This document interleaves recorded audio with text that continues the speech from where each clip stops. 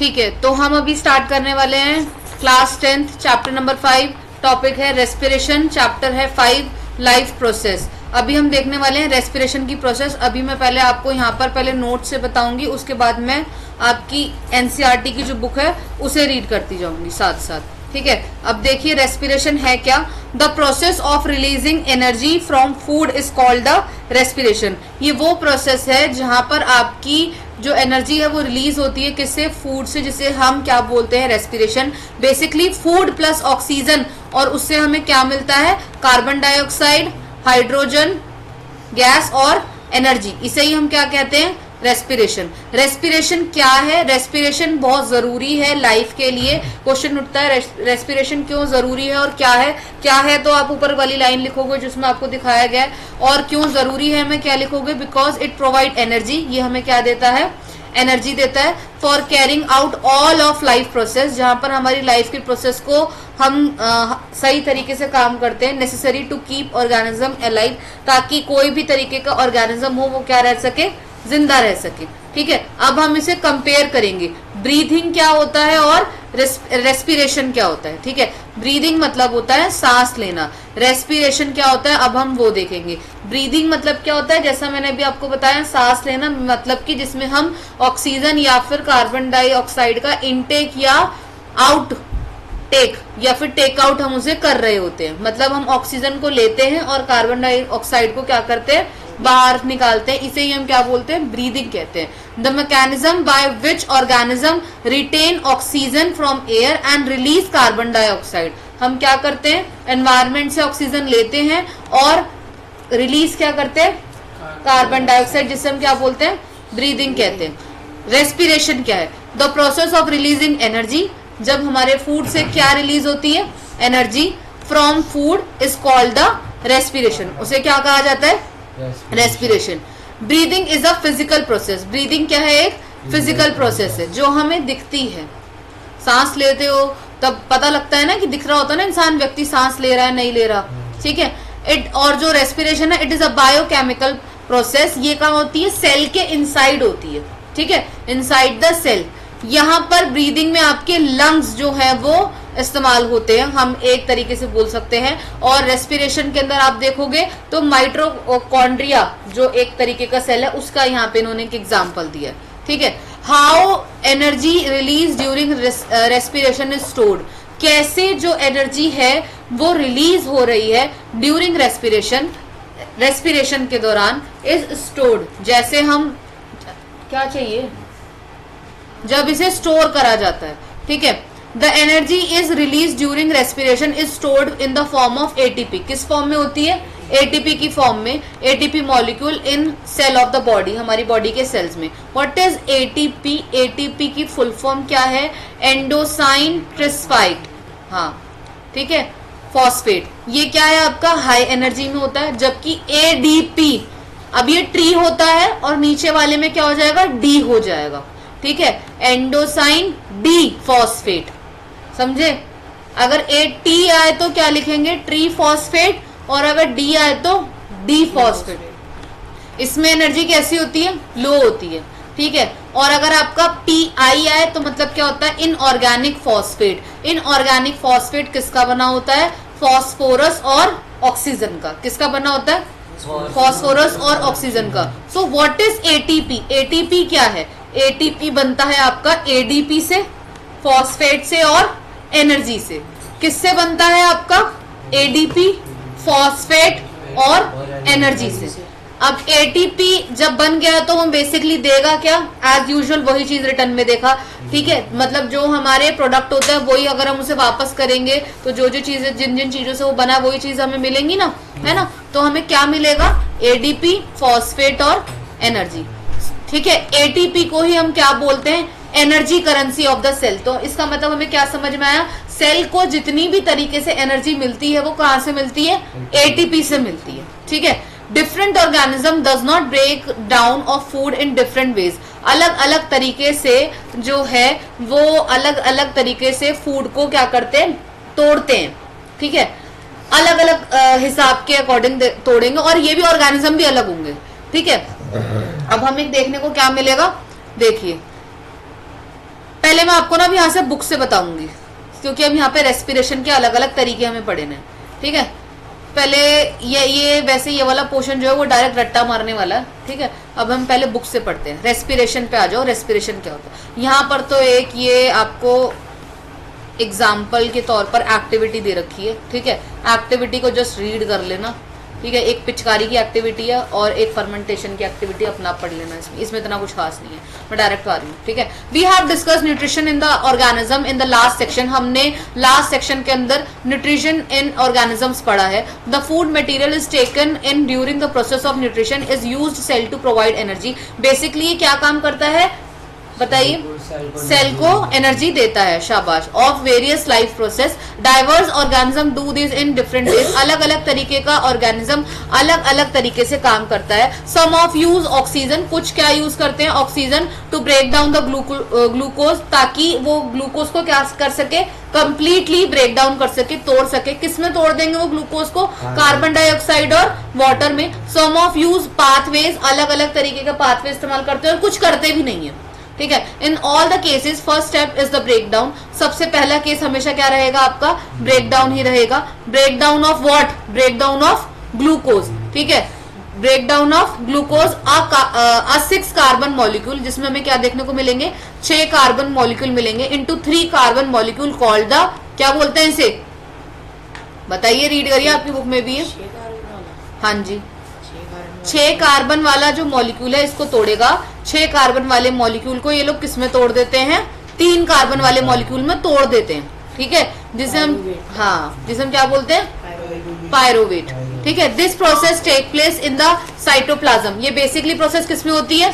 Cytoplasm. अगर आपसे पूछा जाए एमसीक्यूज के पर्पस पर कि पायरोवेट के अंदर बेसिकली कितने मॉलिक्यूल्स को कितने में तोड़ा जाता है, तो 6 से 3 में तोड़ा जाता है, और इसका साइंटिफिक नेम क्या हो सकता है? पायरोवेट्स हो सकता है, ठीक है। ये प्रोसेस कहाँ होती है? साइटोप्लाज्म में होती है। कुछ अच्छे लोग इसे काइटोप्लाज्म भी कहते हैं। काइटोप्लाज्म इज द गलत प्रोनाउंसिएशन, ठीक है। साइटोप्लाज्म ही कहा जाता है। Further the pyruvate converted into the ethanol. ये किस में बदल जाता है बाद में?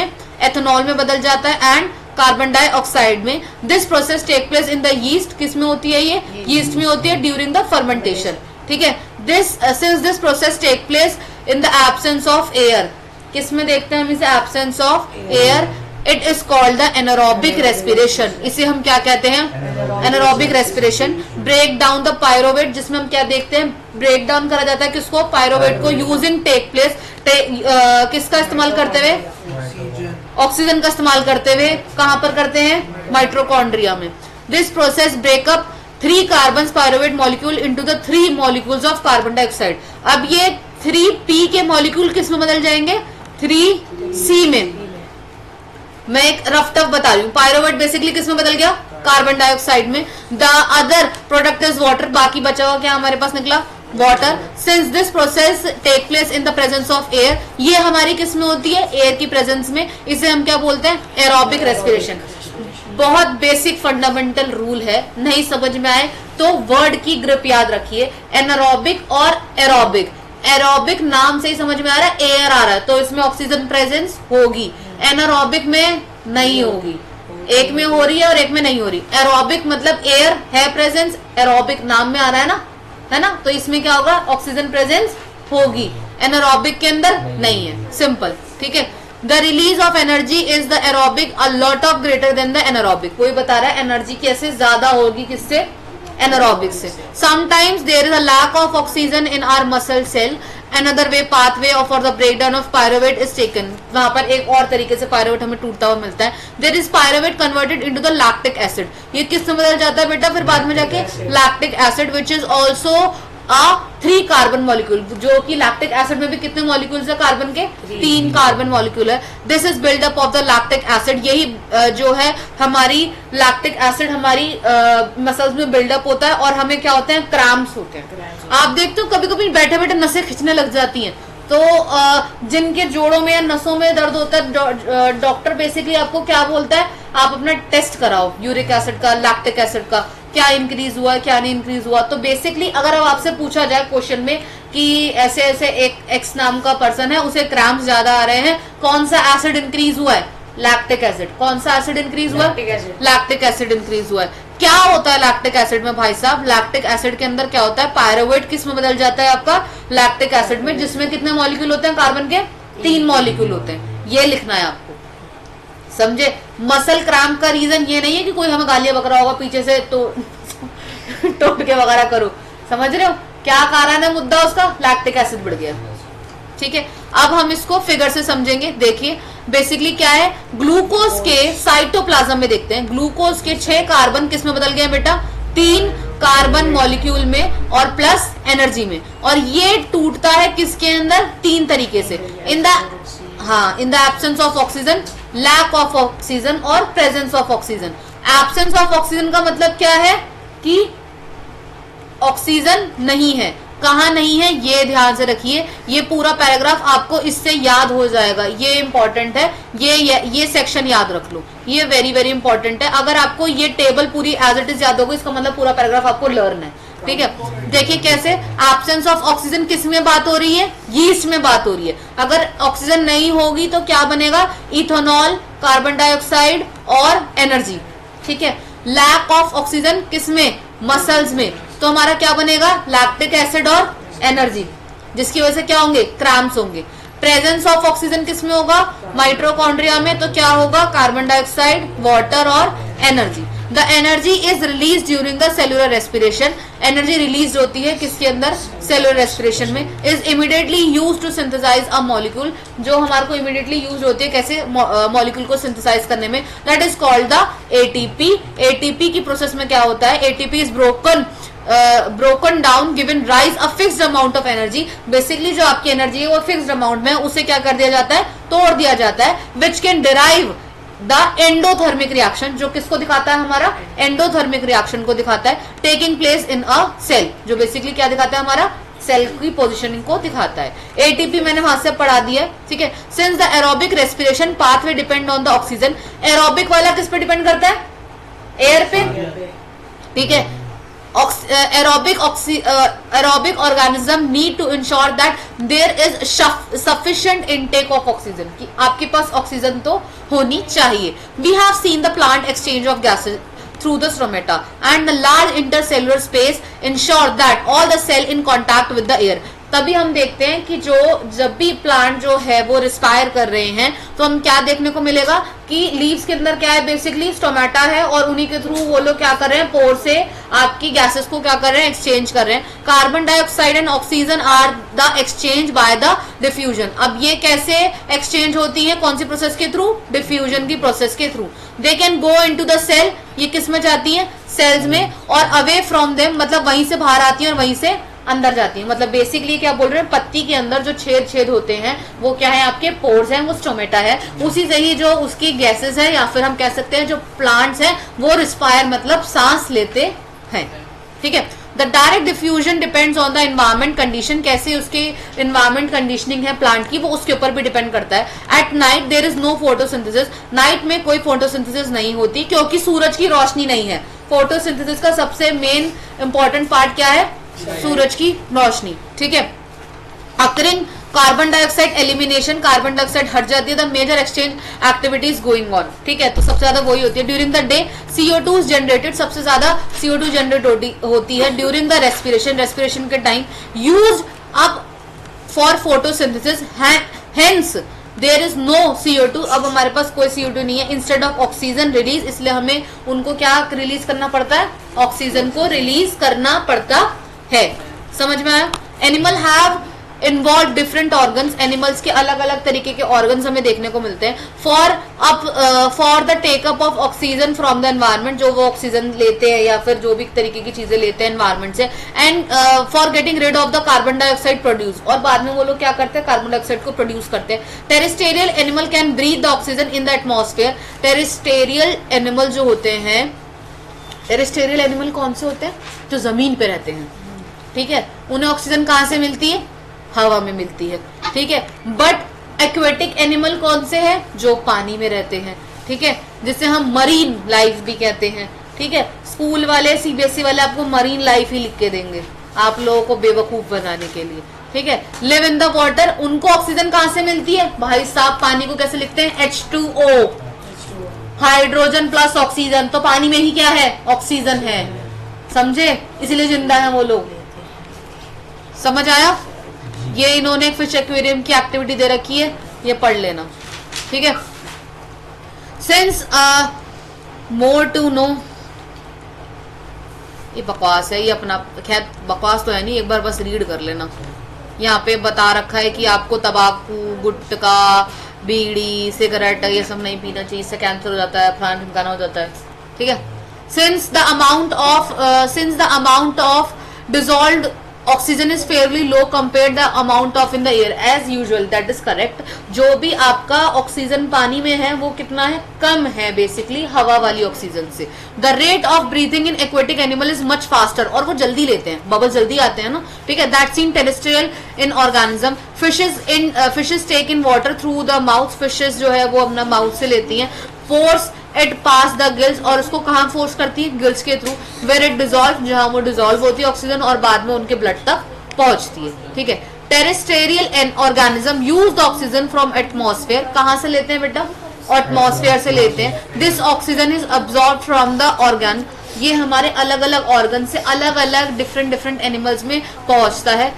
All these organs structured that increase the surface area which is in contact with the oxygen rich atmosphere. अब ऑर्गेनिज्म अलग है, ऑक्सीजन का इनटेक अलग है, तो डिसॉल्व भी तो अलग तरीके से होगा ना, समझ रहे हो? तो ये प्रोसेस है यहाँ पे। Since the exchange of oxygen and carbon dioxide has to take place across the surface. This surface is very fine and delicated. वो भी जो भी surface से gases exchange होती है, that portion will be the very delicated. वो बहुत ज्यादा delicated ही रहेगा, ठीक है। In order to protect, उसको protect करने के लिए हमारी बॉडी के अंदर छोटे छोटे पैसेजेस बनाए गए हैं। In addition there is a mechanism, हमारी बॉडी में क्या होता है? अलग अलग ऑर्गेनिज्म की मैकेनिज्म होता है फॉर मूविंग इन, जहां पर आपकी हवा क्या होती है? आ सकती है और जा सकती है। Moving the air in and out of this area where the oxygen is absorb, जहां पर ऑक्सीजन क्या हो रही है? एब्सॉर्ब हो रही है। समझ में आ रहा है? भगा तो नहीं रही मैं? पक्का समझ में आ रहा है? इन द ह्यूमन बींग्स, इंसानों की बात करें, air is taken into the body through the nostrils, हमारी जो एयर है वो बेसिकली कहां से जाती है? आपकी नॉस्ट्रल्स के थ्रू जाती है, ठीक है। The air passing through the nostrils is filtered with fine hairs, that is the line of the passage. हमारी जो एयर है वो कैसे जा रही है? किससे? नोज से जा रही है, ठीक है। चेक कर रहा है वो जा रही है, ठीक है। और जो, अगर मैं सही भाषा में जो उन्होंने बोल रखा है मैं उसमें बताऊं तो हमारे नाक के अंदर जो बाल होते हैं, ठीक है, वो फाइन हेयर्स, वो क्या काम करते हैं? हमारी हवा को क्या करते हैं? फिल्टर करने का काम करते हैं, प्यूरिफाई करने का। This passage is also line with the mucus, ये किसके थ्रू होता है? म्यूकस के थ्रू होता है। Help in this process from here, यहीं से the air passes through the throat, यहीं से हमारी जो सांस है वो कहाँ आके लगती है? थ्रोट तक, गले तक, और गले से ही कहाँ जाएगी? लंग्स तक, ठीक है। Ring of the cartilage present in the throat, गले के अंदर अगर आप देखोगे तो लाइंस बनी होती है ना, रिंग्स होती हैं, ठीक है, वो होता है। These ensure that air passage does not collapse, ठीक है। आप इसमें देखिए, स्केलेटन उठा के देखोगे तो उसमें लाइंस बनी होती है, छू के देखो ना, हड्डी भी ऐसे ऊपर नीचे होगी, हाँ ऐसा वाला कुछ, ठीक है। तो ये क्यों होता है? बेसिकली ताकि एयर कोलैप्स ना हो सके, इकट्ठी ना जा सके, ठीक है। देखिए जी, यहाँ पर आपको दे रखा है ह्यूमन रेस्पिरेशन सिस्टम दे रखा है, ठीक है। फिर आएगा ट्रांसपोर्टेशन। पहले मैं एक बार ह्यूमन रेस्पिरेशन यहाँ से पढ़ा दूं, फिर मैं वहां से एरोबिक और एनारोबिक पढ़ा दूं पीछे, या पहले वहीं से पढ़ा देती हूँ, वो इजी है। चलो इसमें आ जाओ, ये वही वाला है जो मैंने अभी पीछे समझाया था। ग्लूकोज के जो 6 हैं वो किस में कन्वर्ट होंगे बेटा? पायरोवेट में होंगे। किस में कन्वर्ट होंगे? पायरोवेट में होंगे। 6 कार्बन किस में बदल रहे हैं? 3 कार्बन में। Absence of oxygen in yeast किस में हो रहा है? अगर यीस्ट में होगा तो क्या बनेगा? एथेनॉल में, कार्बन डाइऑक्साइड में और एनर्जी में। माउथ से हम सांस लेते टाइम पर हमारे पास ऑक्सीजन नहीं होगी, ठीक है, इसलिए क्या बोलते हैं, नाक से सांस लो, है ना।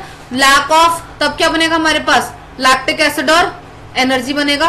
Presence of oxygen, aerobic respiration है जिसमें हमें क्या चाहिए, कार्बन डाइऑक्साइड, H2O और एनर्जी, ठीक है। अब आ जाओ एरोबिक और एनारोबिक रेस्पिरेशन पे, यही है जो मैंने अभी आपको समझाया था, इसी के ही आपको क्या देखने को मिलेंगे, डिफरेंस बिटवीन देखने को मिलेंगे। किताब में देखो, किताब में एरोबिक पे आइए, it take place in the presence of oxygen, ये कहां देखने को मिल रही है आपको, प्रेजेंस ऑफ ऑक्सीजन। एरोबिक में क्या हो रहा है, presence of oxygen. Complete breakdown of food occurs, जहां पर पूरी तरीके से फूड को क्या किया जा रहा है, ब्रेक डाउन करा जा रहा है। एंड प्रोडक्ट्स क्या मिलेंगे हमें लास्ट में, हमेशा CO2 एंड H2O, ठीक है। प्रोड्यूस क्या करेगा हमारा, एनर्जी, एनर्जी प्रोड्यूस करेगा, और एनर्जी को हम कैसे लेते हैं, ATP की फॉर्म में, और ATP कितनी प्रोड्यूस करेगा, 38। समझ में आया, लन कर रखा भाई उसने। एनारोबिक के अंदर अभी आपको क्या देखने के लिए मिलेगा, ऑक्सीजन तो है ही नहीं, ठीक है, पार्शियल ब्रेकडाउन, धीरे धीरे करके ब्रेकडाउन होगा, ठीक है। एंड प्रोडक्ट्स क्या मिलेंगे आपको, इथेनॉल मिलेगा, कार्बन डाइऑक्साइड मिलेगा, या फिर क्या मिल सकता है, लैक्टिक एसिड मिल सकता है। क्या मिल सकता है, लैक्टिक एसिड। और कितना यहाँ पर ATP मिलेगा, 2 मिलेगा, ठीक है, और वहां पर ATP कितना मिल रहा है, 38 मिल रहा है। Why do we get often get cramps, क्यों हमें अक्सर क्रैम्प्स देखने को मिलते हैं, या फिर मसल फैटीग। मसल फैटीग ये आता है शब्द, मसल फैटीग का मतलब भी यही होता है, क्रैम्प्स, याद रखना, ठीक है।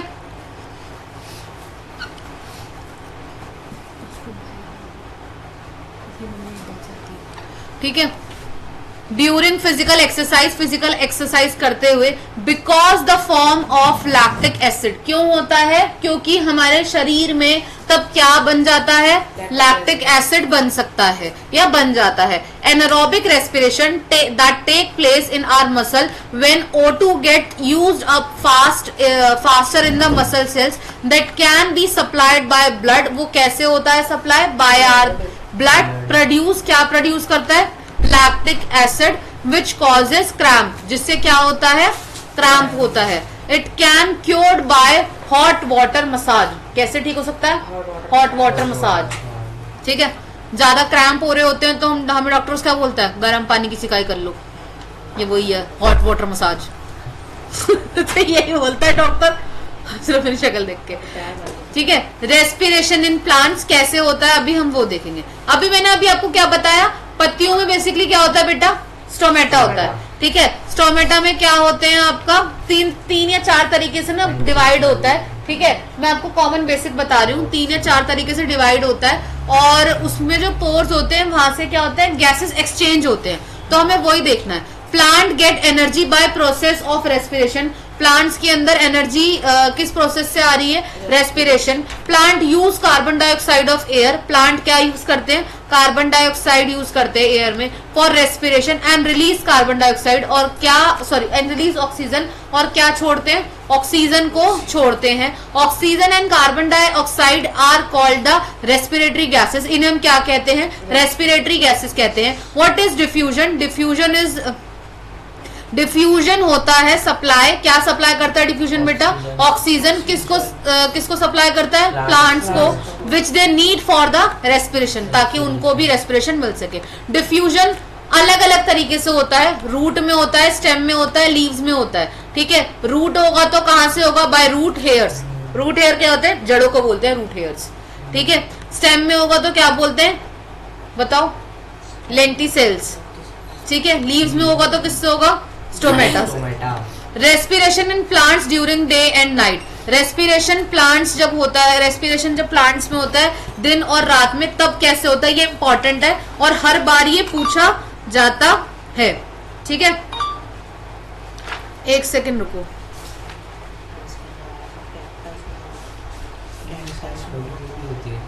डेजर्ट प्लांट्स में होता है, पर वो लाइट लेके रखते हैं सुबह के टाइम पे, रात के टाइम पे बेटा रिकॉर्डिंग चल रही, रिकॉर्ड हो रहा है, ठीक है। Respiration in plants during and night. अब पहले नाइट का देखिए फिर डे का देखेंगे, ठीक है। देखिए नाइट में क्या होता है, CO2 elimination is the major exchange of process. Carbon dioxide क्या होती है, एलिमिनेट होती है। एलिमिनेट मतलब क्या होता है, हमने एक मैथ में प्रोसेस सीखा था एलिमिनेशन। क्या कर रहे थे हम उसमें, काट रहे थे, है ना।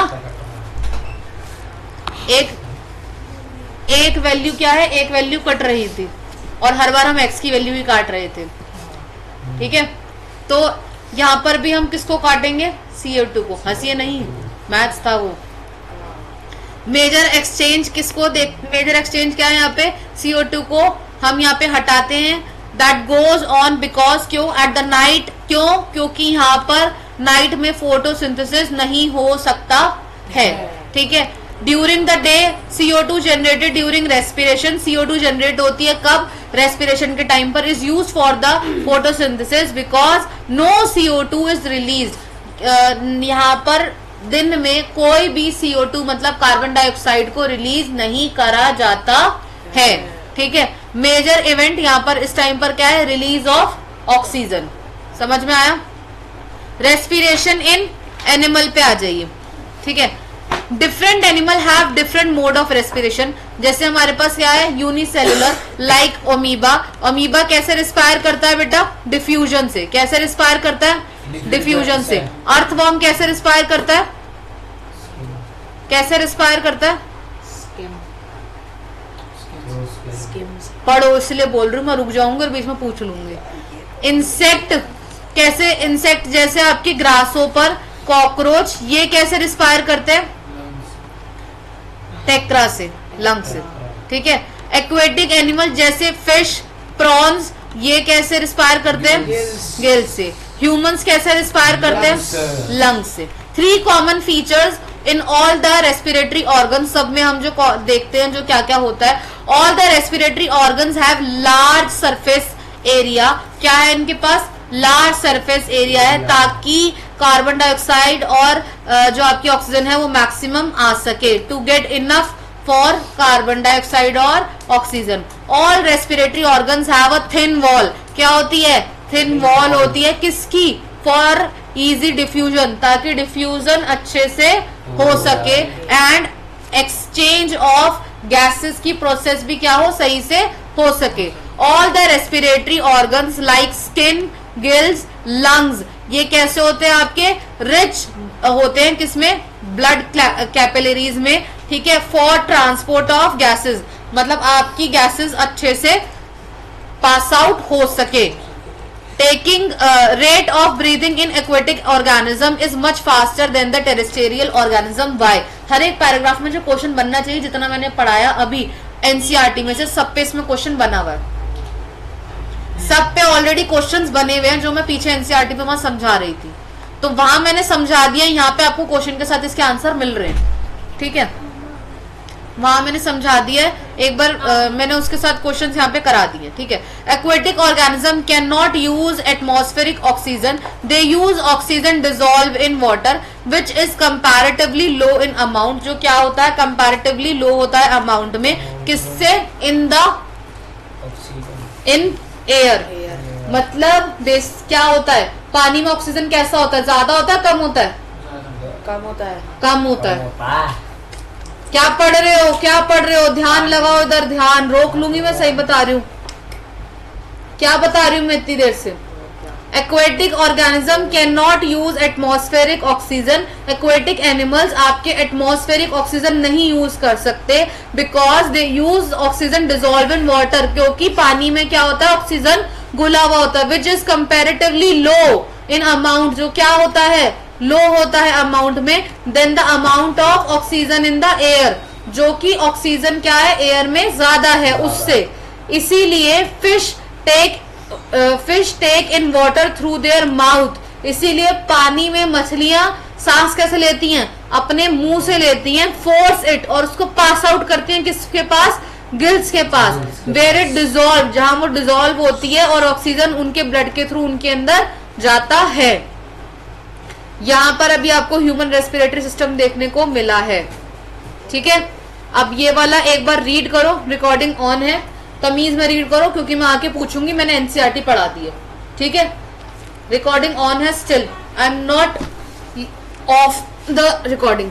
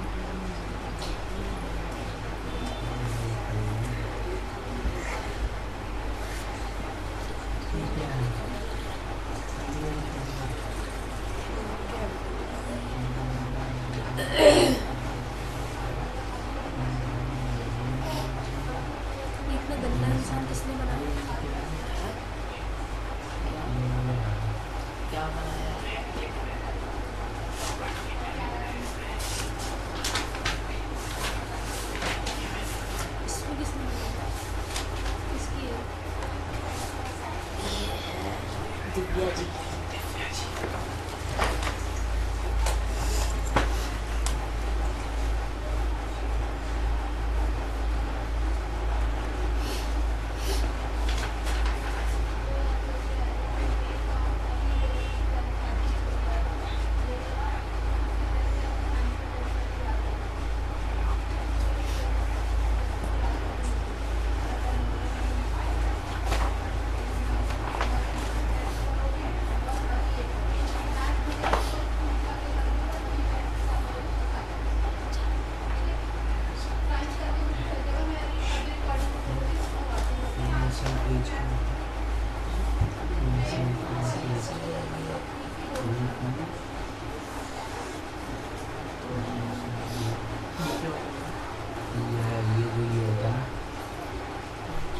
क्या बोलते हैं?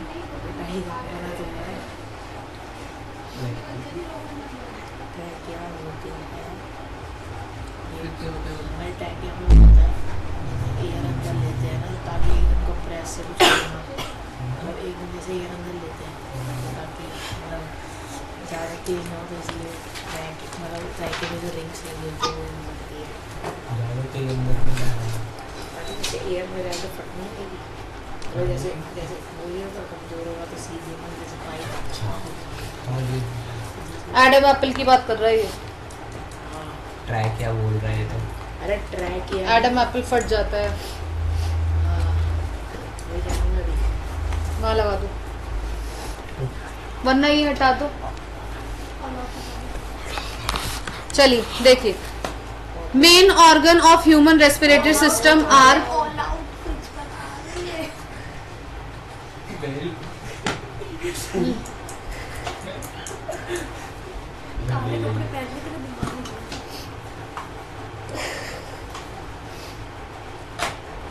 मेन ऑर्गन, आगे व्हाइट लाइट आ गई यहाँ पे, अब आई है। ठीक है।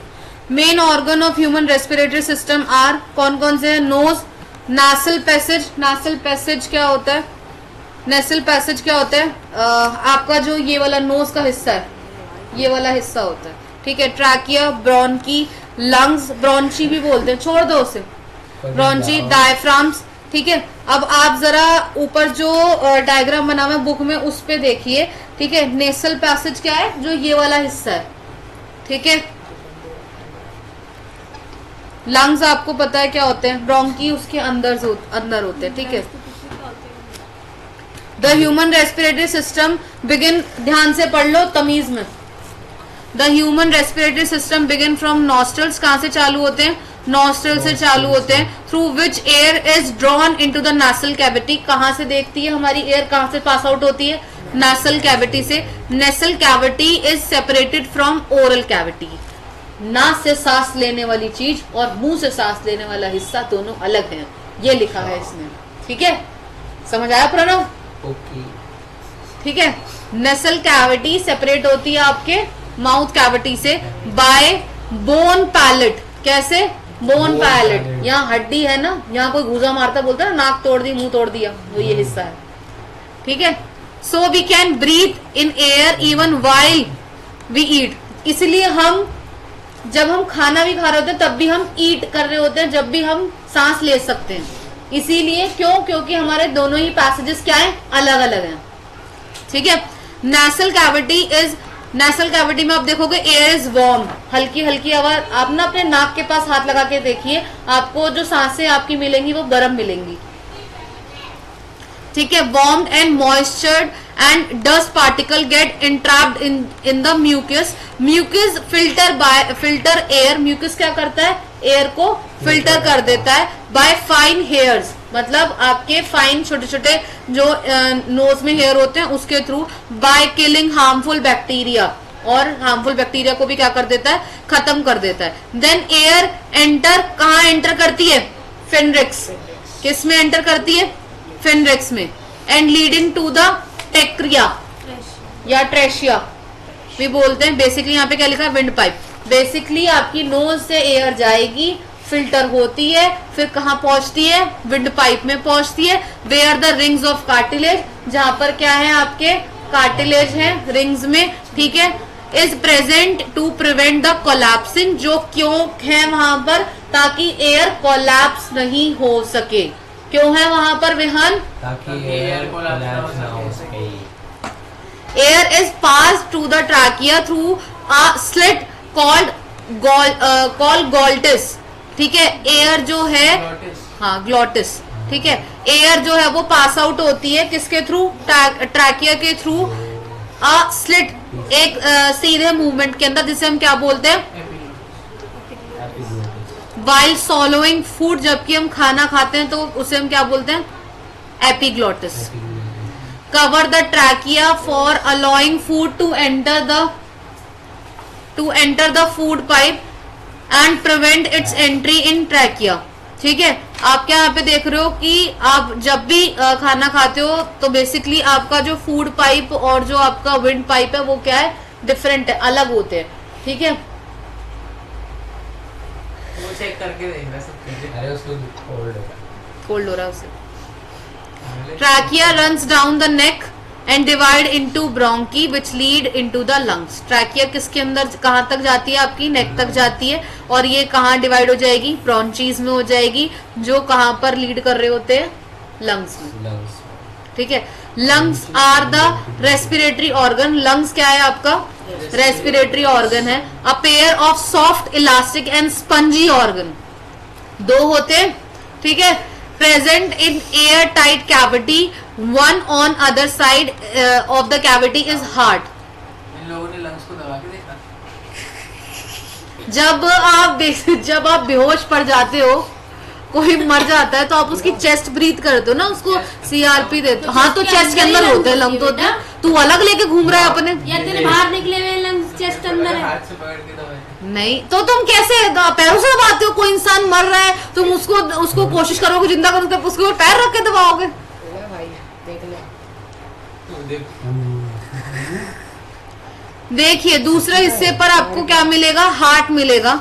ये तुम्हारे फालतू के सवाल जो है ना इसमें रिकॉर्ड हो रहे हैं और जाएंगे, और मैं बोलूंगी इतने रिकॉर्डिंग पर जाके चेक कीजिए कि parent. Lungs lie in the lungs cavity which is separated by थोरिक कैविटी। लंग्स कौन सी कैविटी से सेपरेट होते हैं? थोरिक कैविटी से। थ्रू द मस्कुलर पार्टीशन, एक मस्कुलर पार्टीशन से, जिसे हम क्या बोलते हैं? डायफ्राम। डायफ्राम कहाँ होता है? लंग्स के ऊपर या फिर नीचे? या अंदर नीचे। कहाँ होता है? लंग्स नीचे। कहाँ होता है? नीचे होता है। जब सांस लेते हो लंग ऐसे सीधे हो जाते हैं। हाँ जी। Within the lungs, passage divide into smaller and smaller tube, which is finally terminate in a balloon-like structure called, क्या बोलते हैं? क्या बोलते हैं? Balloon-like structure called?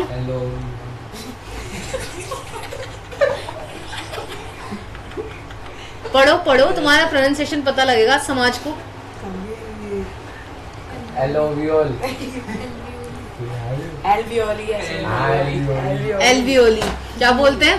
Alveoli olive oil नहीं बोलते? मैं नहीं बोला तो ओली बोली ठीक है, क्या पढ़ते हैं? Alveoli alveoli.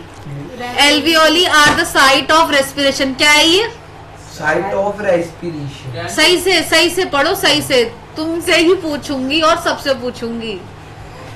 The wall of alveoli contain an extensive network of blood cell, ठीक है, blood vessels and a large surface area. Lungs are covered by two thin membrane called, क्या पढ़ते हैं इसे बताइए? लंग, ध्यान पढ़ के बताओ। लंग्स जो कवर्ड होते हैं आपकी दो पतली सी थिन मेम्ब्रेन से कवर्ड होते हैं, उसे हम क्या बोलते हैं? प्लेओरा। हाँ, क्या बोलते हैं? प्लेओरा। अब यहाँ पे क्या है हमारा? ये तो नेक्स्ट है ट्रांसपोर्टेशन। अब यहाँ से चालू हो गया, यहाँ से हम करेंगे नेक्स्ट पार्ट में इसके साथ, ठीक है।